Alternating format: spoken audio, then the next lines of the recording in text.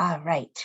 So welcome to Webinar for Busy Lawyers. My name is Laura. I'm one of the practice advisors at LCL Mass LoMap. One of our programs at LCL is Webinars for Busy Lawyers, which is one of my favorites because it is practical advice for lawyers and legal professionals in a short amount of time with experts in the field, and then you have time for Q&A. So I want to let you know that we will have time for questions at the end. Please drop your information into the chat. And our expert today is attorney Daniel J. Siegel. He is outstanding in many ways. He's a principal of the law offices of Daniel J. Siegel, LLC. He is past chair of American Bar Association Law Practice Division Professional Development Board. He has authored 14 books, including, as pertinent to today, The Ultimate Guide to Adobe Acrobat DC, both editions. Among his many other books is also How to Do More in Less Time, which he just let me know we'll be having a new edition coming out soon. His co-author in that is the wonderful Allison Joes. And so today we are going to have Dan with us to talk about using Adobe Acrobat to improve the productivity in your law office.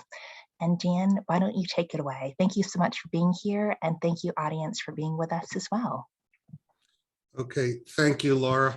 Let me share my screen first and move into where we are. And welcome, everybody. I'm Dan Siegel. Thank you for having me back. I did a program that was partly based on the book that Laura mentioned a couple of years ago for you. Today is going to be about what we call PDF skills. I didn't know I could do that. And these are showing you some of the features that can really help you be productive within Adobe Acrobat, far more than just how to create a PDF or how to do the sort of the mundane. I will be covering a few different areas, but I want to make certain that if I go a little faster, whatever, please say so. And then during the sort of the chat question and answer period, I will be happy to go back and go through that. Laura has told you a little bit about me. I wear a lot of hats. I also chair the Pennsylvania Bar's Legal Ethics Committee, but I am primarily a practicing attorney and a technology consultant. And everything you hear from me today are things that we actually do in our practice. It's not theory. I'm much better with practice than theory. Our book, and when I say our, it's my paralegal, Pam Myers, and I. This is the second edition of the book we wrote on The Ultimate Guide to Adobe Acrobat.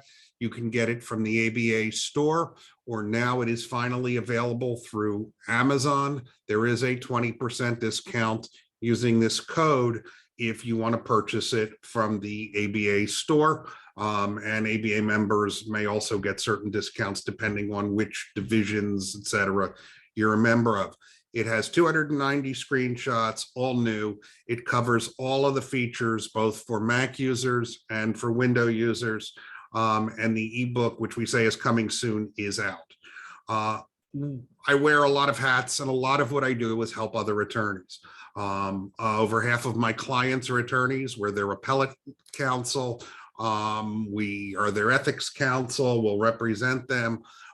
So as part of that, we have both a podcast and a blog designed to cover issues that are relevant for lawyers relating to law, ethics, and technology. And it's the Legal Tech Podcast and the Legal Tech Blog.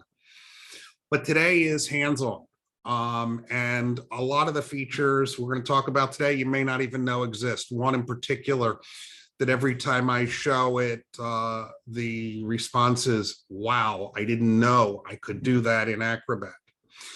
I also want you to be aware, though, that Acrobat makes changes to their product. And we recommend that you purchase Acrobat Professional DC, which is the version that is downloaded and automatically updated. And they make updates all the time. So recently, Pam and I were doing a program where we were working from each other. She was on her computer, I was on mine, and the features were different. They were named differently, one feature in particular. That happens because Acrobat will test things.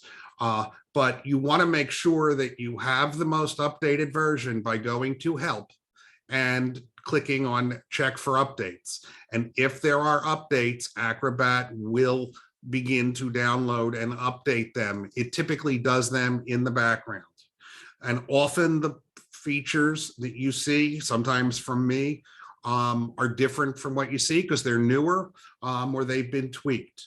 But the one thing that we talk about is Acrobat isn't just a PDF maker. It is an essential, integral part of our office, and we use it all the time. I'm preparing an answer to a motion for summary judgment, and as part of that today, I'm living in Acrobat, not just to look at what was filed, but because we're going to have pictures in there. We're actually going to embed screenshots from a video and a variety of other things, and then upload them to the court. So we do all of that. I'm going to take you through some very few areas here. And the first one that I'll talk about is what we call actions and custom commands, and I'll get to them in a minute. I'm going to mention some things about redactions, show you a couple of free things that you can get that make your life easier, and how to, really improve your workflow. And the first thing I'm going to show you is this link here, which is to the federal court in Utah, which has created its own exhibit stamp for use in deposition transcripts or anything else. And since you can have hyperlinks in Acrobat, I'm going to click on it. And it's going to take me right to the Utah court website. So if you look for the U.S. District Court of Utah PDF stamps, you'll get here. And all you have to do is follow these instructions to download, and it is a PDF file. It will tell you how and where to save the information. And once you do, you will be able to use exhibit stamps as part of what you do in Acrobat that are far more professional looking than just putting in, a text box or something like that.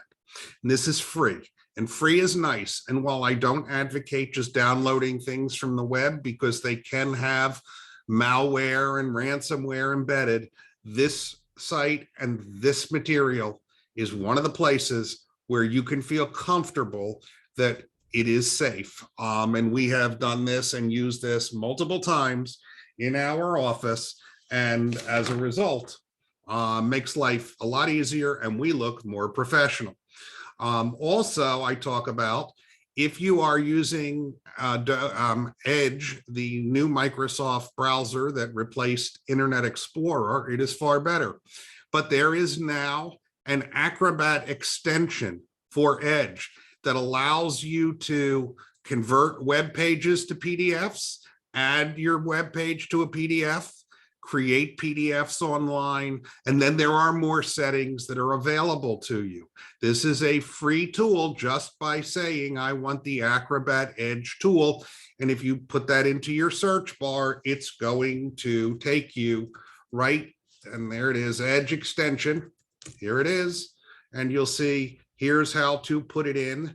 They'll tell you how to use it, how to install it, and you'll be all done. And since I already have it and it tells me it's already installed on my browser, I don't need to add it in. But what we're going to do now is move through and take a closer look. And what you saw, you thought was in fact a PDF, a PowerPoint. But as I scroll down and you really look, you can see it's a PowerPoint that I converted into a PDF. Why? I didn't need it to do anything really fancy. With a PDF version, I didn't have to worry about using PowerPoint or downloading it from the cloud. It's installed on my computer. So a lot of the time when I'm doing PowerPoints, I've already converted them to a PDF and I'm ready to go. And what we're going to do now is take a closer look. And the first thing I want you to take a look at is that at the top of the browser window here, you will see that I have exhibits P1, 2, P3, P4, P5, P6. And why am I showing them to you? I'm showing them because Acrobat added tabbed browsing about a year ago. And with that, if you're doing an online deposition, well, here's exhibit P1, here's P2, and you look really prepared and methodical when you're questioning whomever the witness is about whatever. And if I'm here and I'm asking them about this accident scene, when that's what this is actually, and I need to go back to exhibit P1, I don't have to start looking around, changing windows, etc. And so this is how you do it. You use the tab browsing setting in Acrobat, which is set up through your edit preferences. And when you do that, you will be able to see page display. And in general, let me move it to the location.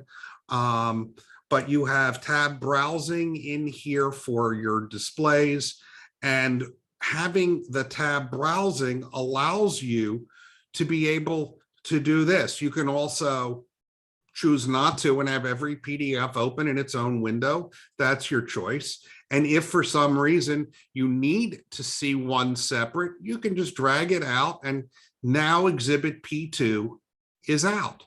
And if I wanted to, I can actually drag it back in I drag it over the name, and here it is, and I've put it back in. So you can move around documents very easily using the tab browsing feature. And then suppose I want to use that exhibit stamp on this, even though there is one on here. Well, in Acrobat, you have your toolbars up on the top, and then you have tools here. And you also have a tools menu here, but I'm looking for the stamp tool, and it isn't yet on my toolbar here. So I just type in stamp. Let's click in, here we go, and stamp. And here it is. And then I can go down here and I have the exhibit stamp as part of my, on my stamps. Why? Because I downloaded it from the Utah site. And I can say plaintiff exhibit 1, drag this to where I want it. It'll ask me, what do I want to call it? And I can say mass -1, and it will put that on my document. That quickly, that easily, much more professional looking, and it's free, and free is nice. And then when I'm done, I can save the stamped document. And then when I'm done with an exhibit that I know I don't need again, I can close it like this and keep closing it. But if I go to the tools menu that shows all of my different tools, and I decide I want that stamp on my toolbar over here, I can either go in here and open it, or I can drag it over to my toolbar, and then it's always there. And of course, I can rearrange it and everything else. But for now, since we're doing a quick tour today, I'm going to close out the items I don't need. And you're going to see here that I have a complaint that I drafted Benjamin Franklin suing Martha Washington in Philadelphia courts. And one of the things you should be aware of is that Acrobat changed one of its default settings last year to allow by default that anytime you open a document with comments, that the documents would display over here. You can turn it off. I don't recommend it. We find it is extremely helpful to be able to see that and know those comments are there. If I'm done with them, I can always click the arrow and they're gone. But it's nice when you open a document to see them. Now, what we often do when we're drafting documents is we all want to be able to, let's say I'm sending this to my client and I want to put a stamp on it that says that it's attorney-client privilege. I also want to put a watermark on that says draft. Well, you can do that by creating them manually I close the comment toolbar and go to the edit toolbar, and I can say I want to add a watermark. Well, I can add a watermark new, and if I wanted to, I could call this, I'm going to have it say mass, and I can have it, as I do typically, scale to my page at a 45-degree angle, scale relative to the page, and I typically make it about half opacity so it shows. But what I normally do, and I'm going to cancel this so you can see this, is when I say add, I save the settings that I use. So here's, for example, draft, and now it's already on there and you can save that. I also have a header and footer that is, and it asks me to add, I'm going to add a new one. And I have saved one that I've already created that says attorney-client privilege. And that's fine. And now you can see, once I move this over a little for you, that there is confidential attorney-client privilege. And then typically I'd want to send this to my clients. And you can do that by clicking the send file by email. Well, if you did it manually, you would have had to create the watermark, you would have had to create the header and footer, and then you would go into email here, or perhaps you'd go into your email program and attach it. Well, there is an easier way to do this. And I'm going to go to another version of this document, and I'm going to close the comments, and I am going to close the comment toolbar. Acrobat added, I'll say about 2 years ago, what are called custom commands and actions. And when I start typing into the tool menu here, you'll see one of the items is Manage Custom Commands Action Wizard. And I'm going to open this. And whoops, let me close that because I want to exit it. I clicked it by mistake. I didn't want to show you that yet. So here we go, my Action Wizard. This time I called it Actions. And what you see here is that I have lots of different actions that I have created, some for programs. That's why they look like they're similar. And what happens is an action, if you create an action through the new action window, you are able to take anything that you have done before, including comment, adding pages, adding backgrounds, watermarks, etc., and move them over here. So I could say add a watermark. Oops, you can do it accidentally. And I can have it prompt me for what watermark I want, or I could say which watermark I want, which is draft, and say okay. And I could tell it also to add a header footer. And I could tell it I wanted to do the confidential attorney-client privilege one as well. And then I can save it. I can have it do all kinds of other features. And I'm going to show you, I'm going to discard these changes. And we happen to have that action fully completed on the window here. So when I click it, it already knows to do it in the current document and to start. And you can see it's going to add a header, a footer, add a watermark, and save the document. Now, that's nice because in one click, something I defined, all the tools that I do all the time, because I know how I want it to appear, are there. But let me show you an even better trick. Here's that same complaint in Word format right now. There's an Acrobat toolbar that you may be familiar with that's put into all the Office 365 products. But one of the features on this product is create PDF and run action. So watch this. So I can create I click that, and then it asks me, which action do I want to run? Confidential draft watermark. So now it's going to create the document, and I'm going to give it a name, mass complaint. It's going to create the PDF. And it's going to, as soon as it's done creating the PDF, put the action. So I click a button and it's done. And then I click a button, send by email using my default email. And I'm ready to send this to my clients. I'm just going to send it to myself right now. And yeah, you could have in here is the complaint. And I send it. Always have spell check on, and I'm done. So when you use actions and custom commands are basic commands. Actions are the ability to combine multiple features in Acrobat.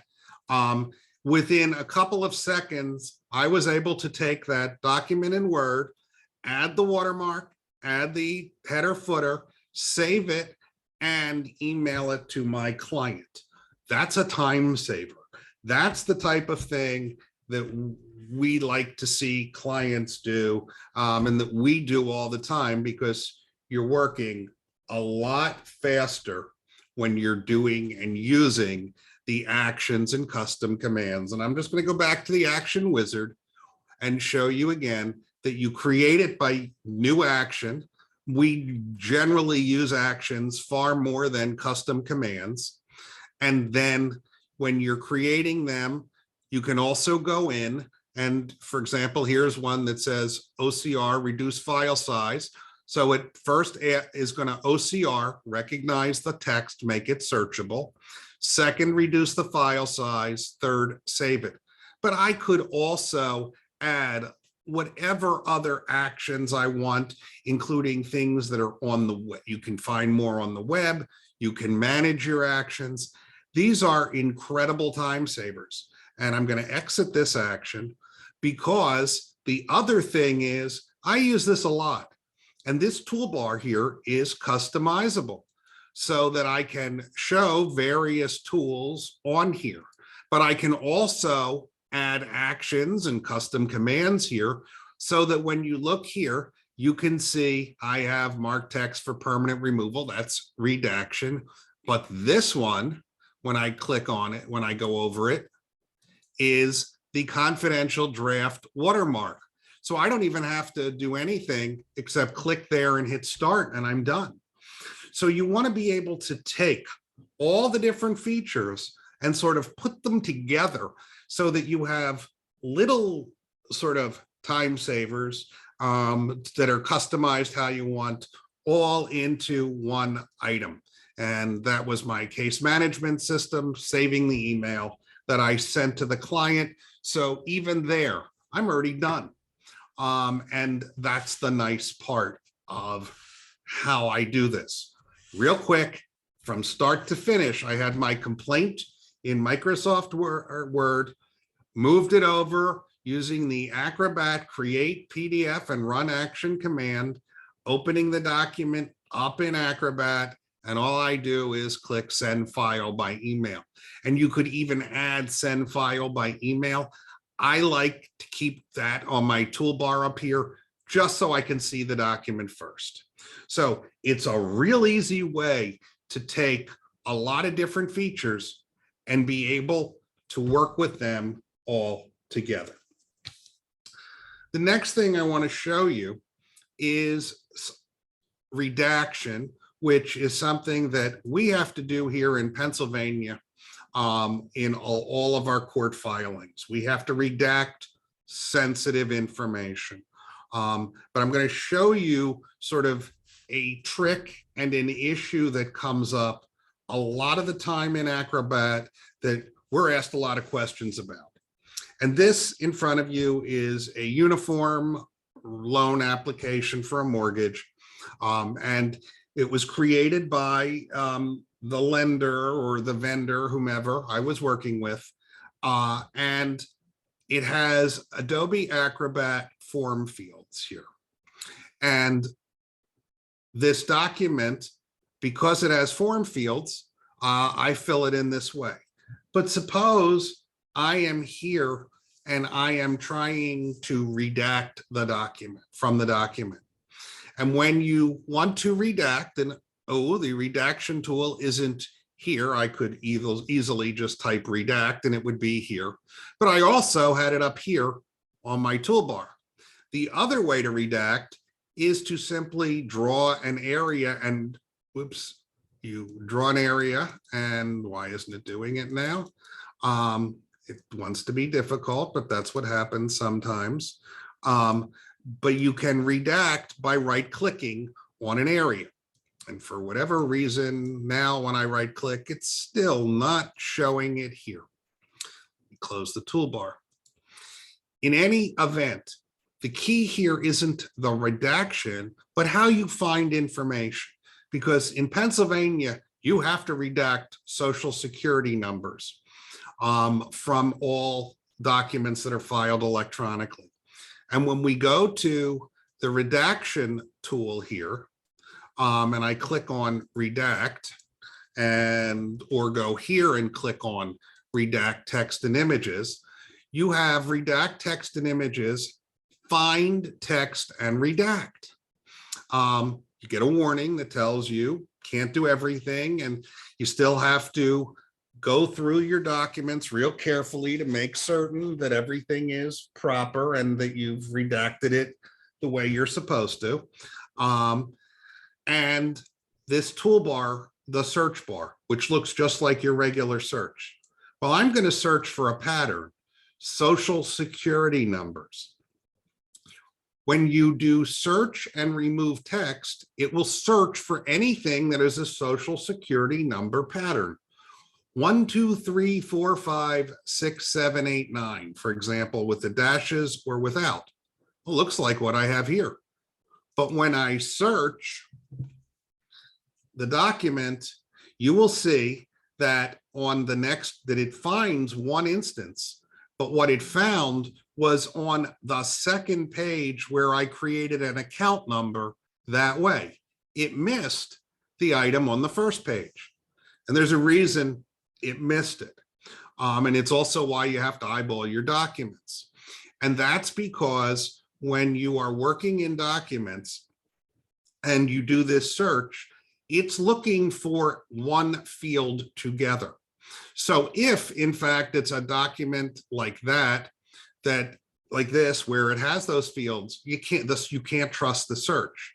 If, however, you have used what is called the flatten command, which takes away the form fields, now when we do redact and search, and I'm going to go back to redact, whoops, as long as I can spell it, here it is. And now when I get this search window, you're going to see that I'm going to be able to find this example. So here we go. Find text and redact. Same warning. I leave those warnings up. Search and remove text. Now you see that it found this window. And by checking here, I can click that, and then I can tell it to mark the results for redaction.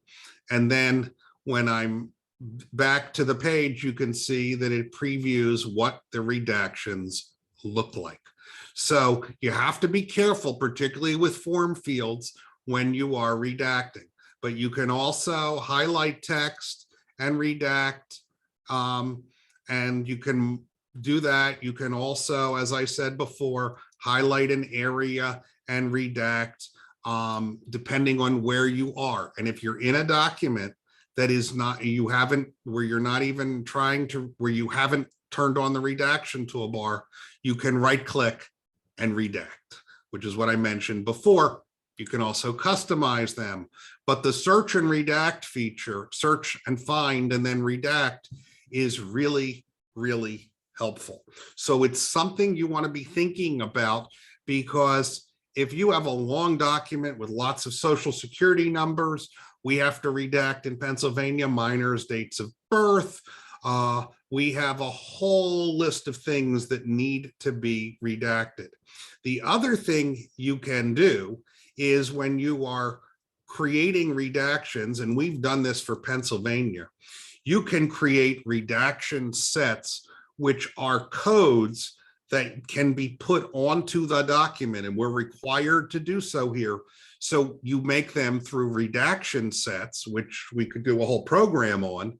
But the whole idea is that if that's SSN 9, now it will show that information. So Acrobat is making the ability to do these repetitive tasks easier for you, because there's nothing more tedious than having to manually code the overlay on the redaction each and every time, which is tedious. And in Pennsylvania, as I said, you can see we have to have codes for abuse victims' address, employers, other contact information, their work schedule, driver's licenses, account numbers, social security numbers, and what we call a state ID, which is really sort of the social security number for anyone who's been in our criminal justice system in Pennsylvania.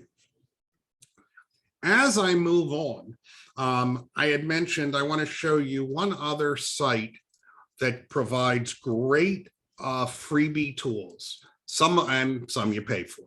It's called PDF scripting. And as I said before, you have to be cautious about downloading any type of script into Acrobat or any of your other products. Scripts and items like that can contain viruses. They can contain all different types of dangerous items. However, some sites are reputable. PDF scripting I have now used for probably 15 years. And it has a library of tools, including an exhibit tool, but you have to pay for this one.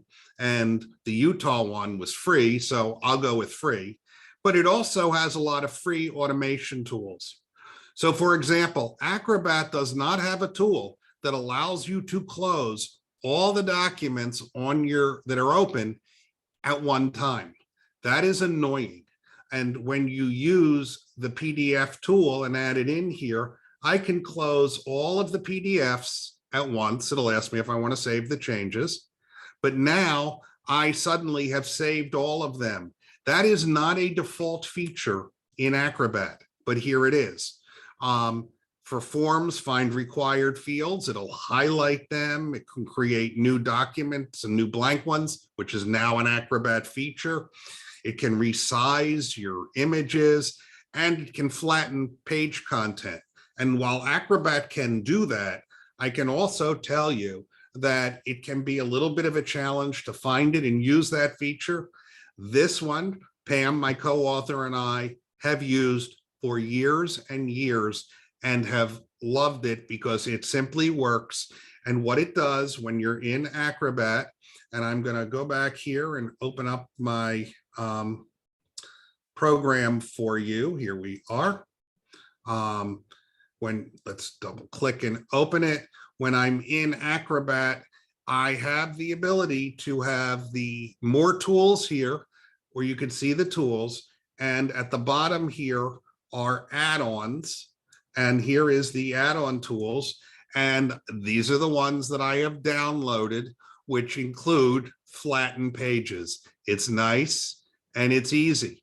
So you want to be able to do that. And when you click it, you can tell it which pages to flatten.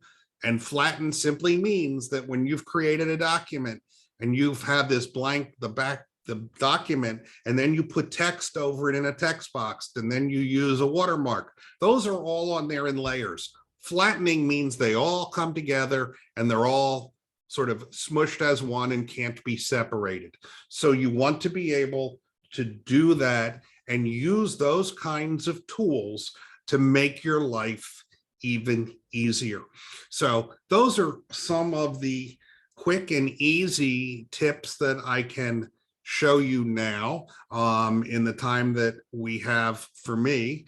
Now I'm happy, I guess I turn it back to Laura to see if there are questions and go from there.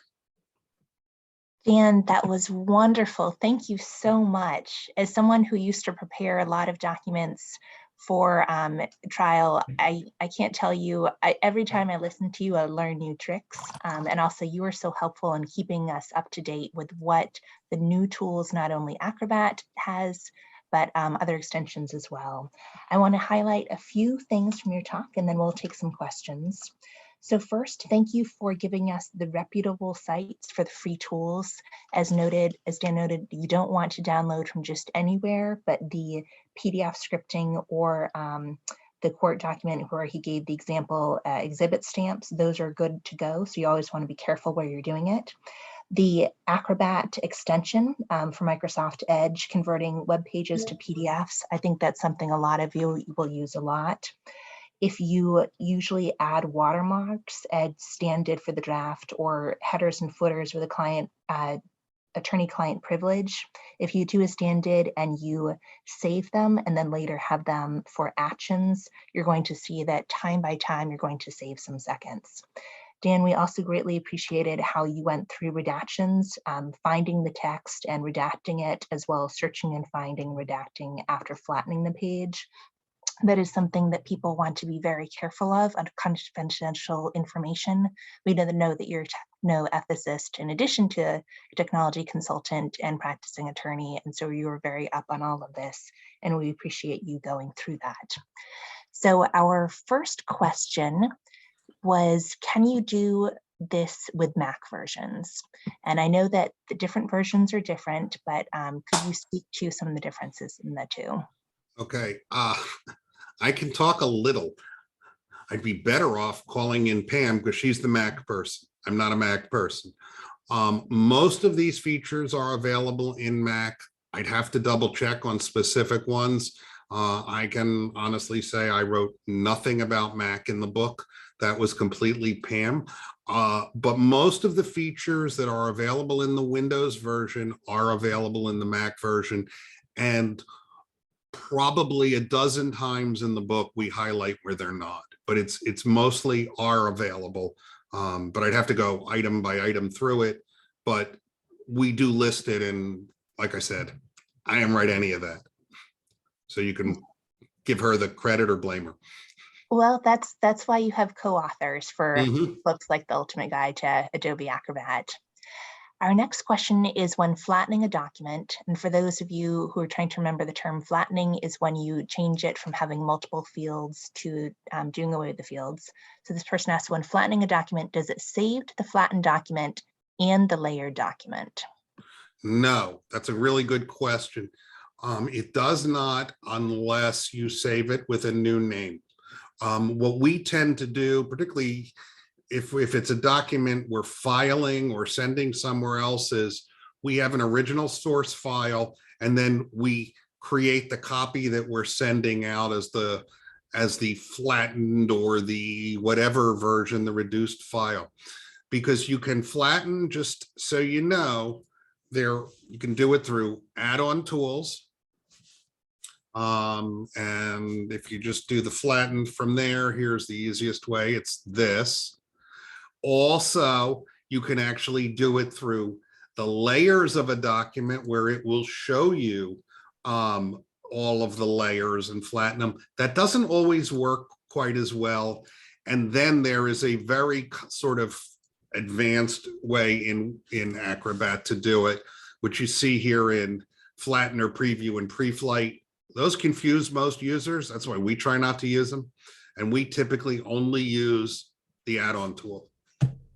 But we always have an original or source document, and anything that's being produced out of the office where we need to make sure it's that copy, we copy it or save it into another location on our system that we know is for that purpose, so that we never do anything to that original source document that we don't, that can't be undone, particularly redactions.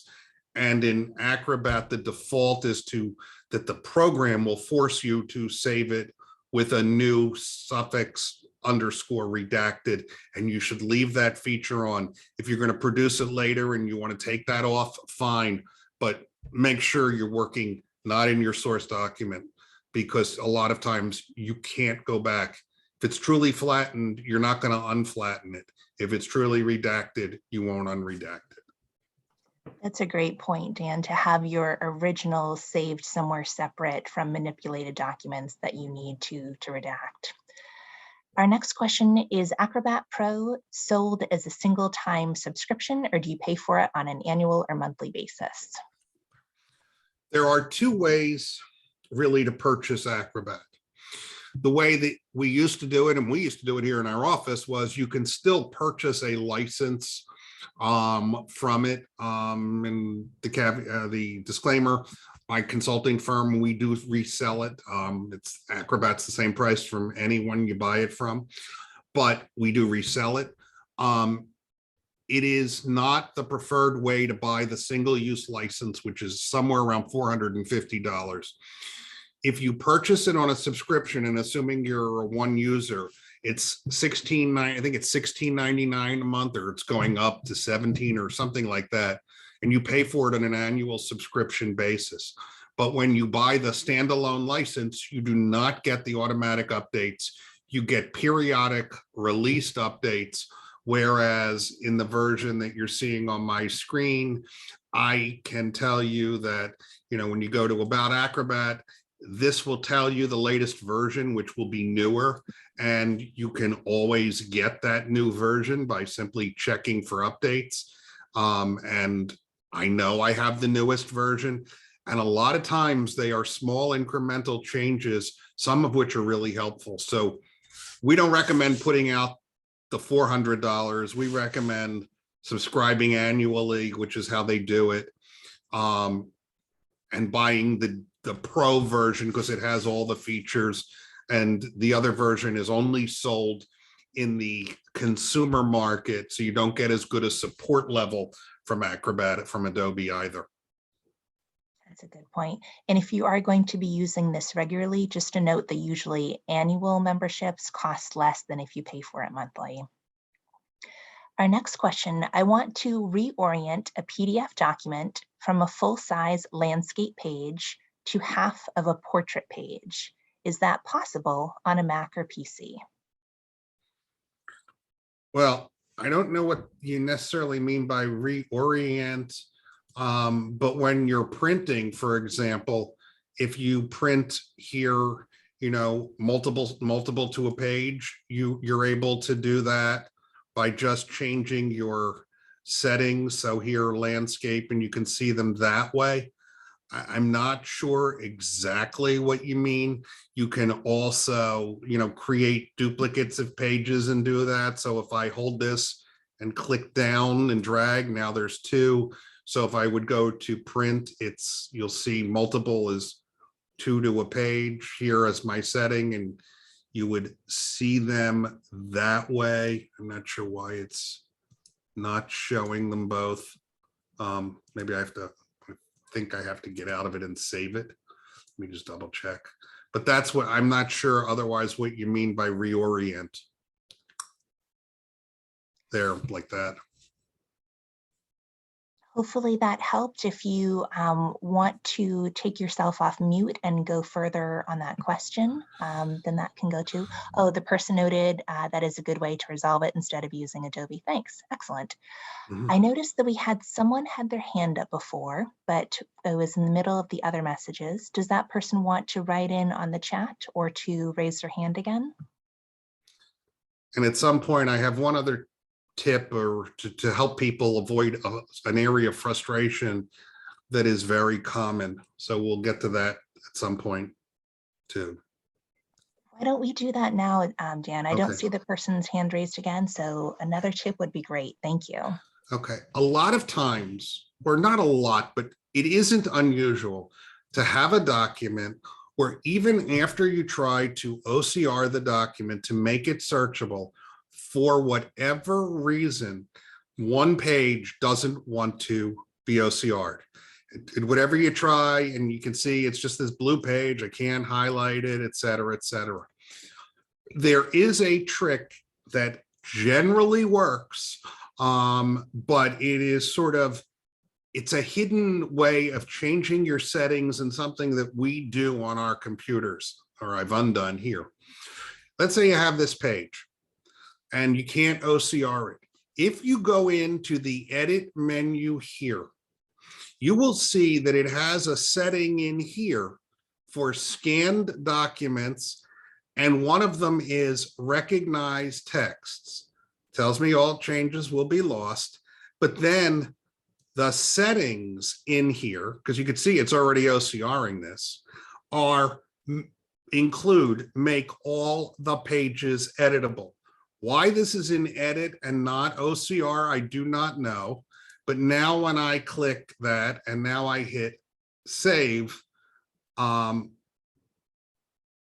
my text is scannable and editable, is editable. For whatever reason, you have to change the setting in the edit menu under scan documents and go deep in. I don't know why it's done this way. It is not part of the OCR menu, which is the recognized text menu here. And that menu, if you go into the settings here, it doesn't give you that option. And while it seems obvious to make all pages editable, it can be a major source of frustration. And this eliminates it almost always. That is an excellent tip, Dan. Thank you so much. And for those of you who are trying to remember OCR, as Dan mentioned, hopefully you understood from context, but just clarification, that is optical character recognition, or to recognize text. And this refers back to another great tip that Dan had earlier, that you can have actions to recognize text using OCR, reduce the file size, and save. And that way, if you're newer to paperless practices and you're trying to make your documents text searchable, this will save you a lot of steps. So thank you for that tip about finding this OCR feature under edit, Dan. Appreciate it. Next question we have is about saving fillable forms. The person notes they have a problem saving the document with their content. Could you speak to that?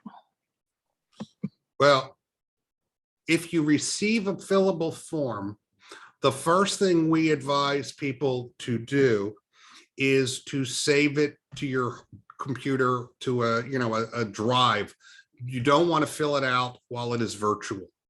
So the first thing that we tell people to do is save it to your wherever you happen to be, even if it's your mobile device, because you can fill out forms in mobile devices as well.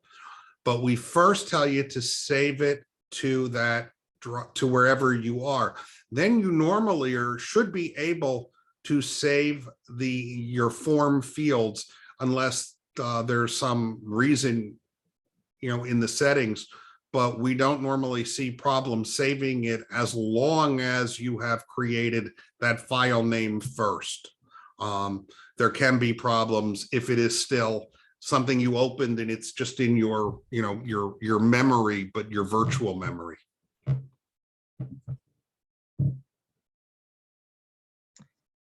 Person wrote some feedback. Thank you, that's great, and it will save some tears. Yes, agreed. This can save so much frustration. It can also help you ethically. As people may remember, there were some big cases not too long ago where people submitted court filings and they did not redact them properly. So it can save you tears on the inside the office, and it can also save you from really making a mistake and unintentionally disclosing your client's information if you don't know how to redact properly.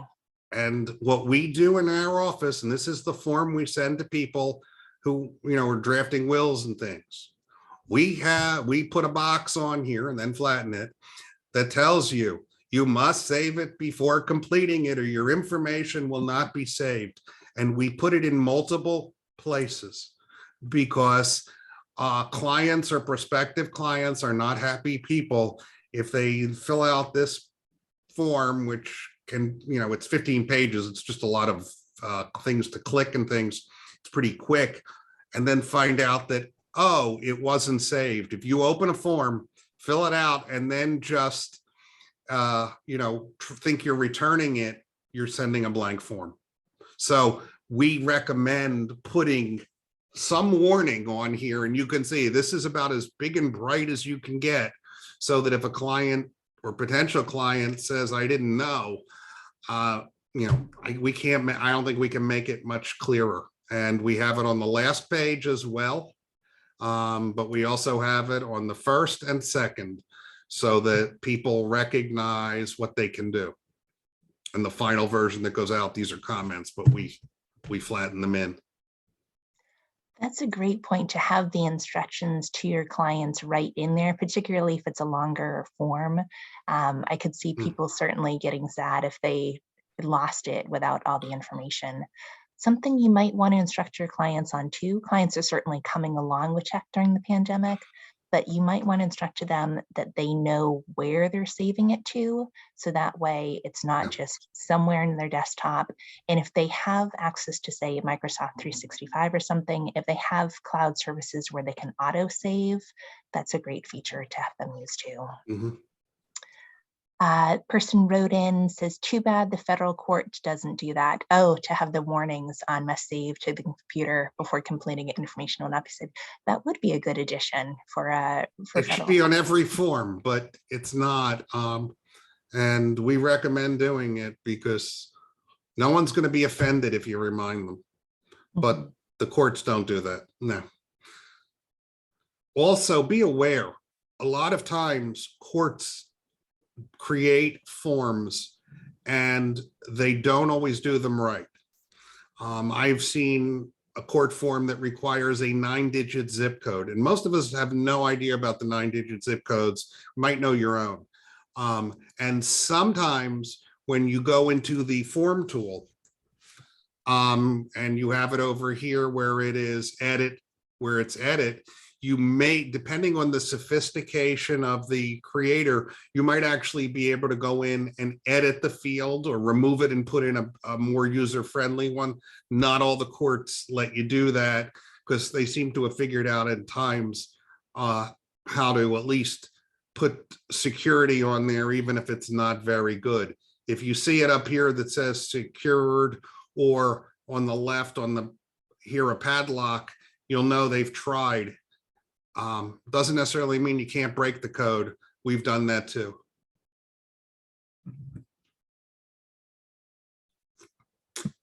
That is great. Thank you, Dan. Dan, are there happened to ones, you've given us so many great tips, 2 or 3 that you think are ones people often, you wish they would use the tools more, or things that people may run into trouble on? Well, I'm going to answer that a little differently, because where we have seen, and we use it, and I used it as recently as yesterday, is that there are a lot of different electronic signature products out there. If you are paying for Acrobat, you are getting Adobe signed. And I'm going to purposely close that. I'm going to just use this document here. There is and close the OCR tool. There is the ability to request e-signatures. This feature, which is part of Acrobat, allows you don't pay any extra for this, because when you purchase Acrobat, you must create an account with Adobe. And that includes Adobe Cloud for the Pro version. And when you do that, you're getting this feature with it. And you tell Acrobat that I want to have someone sign this form. So I'm going to put in, and my name is already in the system. And with options, it's not letting me send it to myself. So let me send it to Pam.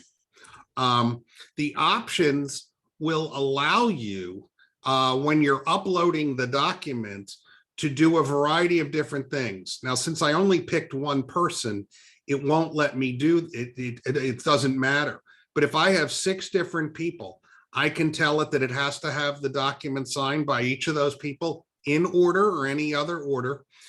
Give the instructions here. It will send this document once I follow through. I'm gonna just do this, because now as I process, it's gonna ask me where do I want them to sign it. So I can take and add Pam's signature field here. I could have, an initial field up here. I can do all of this. I can add text input if I wanted, or a date field. And then as soon as I hit send, it is sent to her for an electronic signature. I can add reminders. I can follow up anything I want. And then when it's done, I get an email. If this were sent to 6 people, each time someone signed it, if it had to be signed in order, it wouldn't send it to the second person until the first person has signed it.